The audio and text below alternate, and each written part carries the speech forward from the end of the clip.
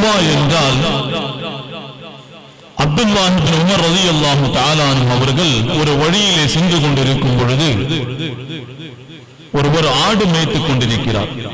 நல்ல கொழுத்த நல்ல ஒரு அழகான ஒரு ஆடை பார்த்து அந்த நபரிடத்திலே இதை எனக்கு விற்க முடியுமா என்று கேட்கிறார்கள். அந்த நபர் கூறுகிறார், இது எனக்கு விற்பதற்கு அனுமதி இல்லை, நான் வெறும் ஆடு மேய்க்கக்கூடியவன் தான், இதனுடைய முதலாளி அது வேறொருவர் இருக்கிறார் என்று சொல்கிறார். அப்துல்லாஹ் இப்னு உமர் ரலியல்லாஹு அன்ஹு அந்த ஆடு மேய்க்கக்கூடியவரை சோதிப்பதற்காக வேண்டி அவரிடத்திலே, சரி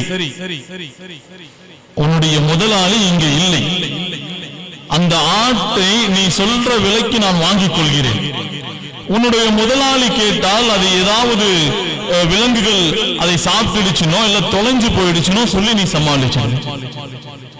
இதை சொன்ன உடனே அந்த ஆடு மேய்க்கக்கூடியவர் அப்துல்லாஹ் இப்னு உமர் ரலியல்லாஹு தஆலா அவர்களை பார்த்து கேட்கிறார்கள், அப்படியா, அப்ப நான் உங்களிடம் ஆடை வாங்கி என்னுடைய முதலாளி கிட்ட ஏதாவது விலங்கு சாப்பிட்டுருச்சு தொலைஞ்சிருச்சுன்னு சொல்லிடலாம்.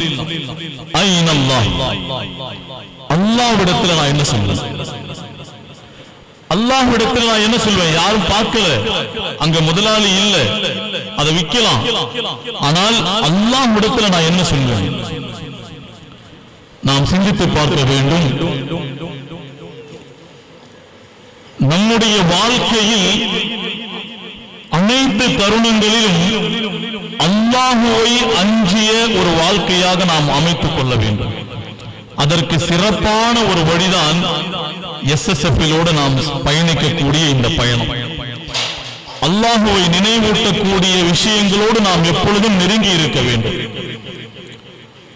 உலமாக்கள், வலிமார்களுடைய சன்னிதானங்கள், இது போன்ற SSF-னுடைய செயல்பாடுகள் எங்கெல்லாம் இருக்கிறதோ நாம் யோசித்து பாருங்கள், அல்லாஹுவை நினைவூட்டக்கூடியதாக இருக்கு.